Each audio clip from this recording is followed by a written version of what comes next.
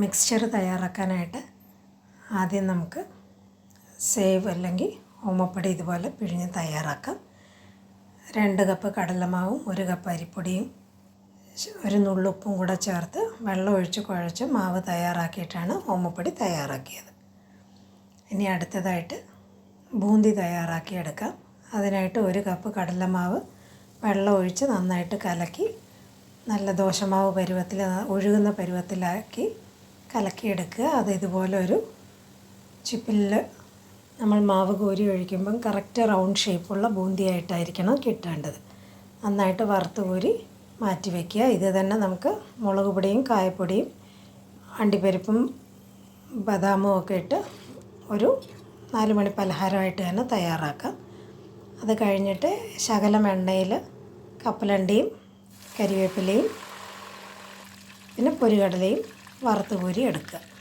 ബൂന്തിയുടെ കൂടെ എരിവുള്ള വെർഷൻ ഉണ്ടാക്കിയപ്പോൾ അതിൽ അണ്ടിപ്പരിപ്പും ആൽമണ്ട്സും വറുത്തിട്ടിട്ടുണ്ട്. അതുകൊണ്ട് അത് വറുത്ത് കാണിക്കുന്നില്ല. ഇനി ഇതെല്ലാം കൂടെ ചേർത്ത് മിക്സ് ചെയ്തെടുക്കാം. ആദ്യം തയ്യാറാക്കിയ ഓമപ്പൊടി ഇതുപോലെ ഒന്ന് പൊടിച്ചെടുക്കുക. അതിലേക്ക്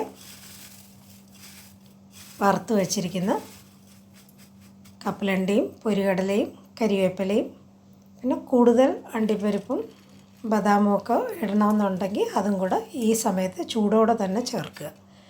ഇപ്പോൾ ഈ വറുത്ത സാധനങ്ങൾ നല്ല ചൂടായിരിക്കണം. അതിലേക്ക് വേണം നമ്മൾ കായപ്പൊടിയും മുളക് പൊടിയും ചേർക്കേണ്ടത്.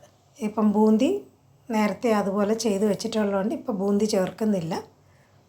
ഇതിലേക്ക് കായപ്പൊടിയും എരിവിനാവശ്യമുള്ള മുളക് പൊടിയും ഉപ്പും കൂടെ ചേർത്ത് നന്നായിട്ട് മിക്സ് ചെയ്തെടുക്കുക. എരിവ് അവരവരുടെ ഇഷ്ടത്തിന് കൂട്ടുകയോ കുറയ്ക്കുകയോ ചെയ്യുക. കൂടെ ഒരു ടീസ്പൂൺ പഞ്ചസാരയും കൂടെ ചേർത്ത് സ്വാദിനാവശ്യമുള്ള ഉപ്പും കൂടെ ചേർത്ത് ഇതുപോലെ നന്നായിട്ട് യോജിപ്പിച്ചെടുക്കുക.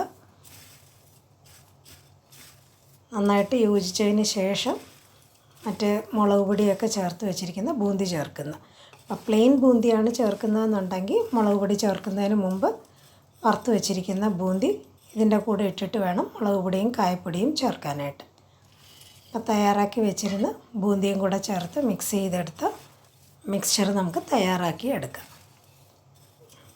വിശേഷങ്ങൾക്കോ ദീപാവലിക്കോ ഒക്കെ നമ്മൾ സാധാരണ മിക്സ്ചർ തയ്യാറാക്കുന്നുണ്ട്. നമുക്ക് വളരെ പെട്ടെന്ന് തന്നെ വീട്ടിൽ മിക്സ്ചർ തയ്യാറാക്കി എടുക്കാം.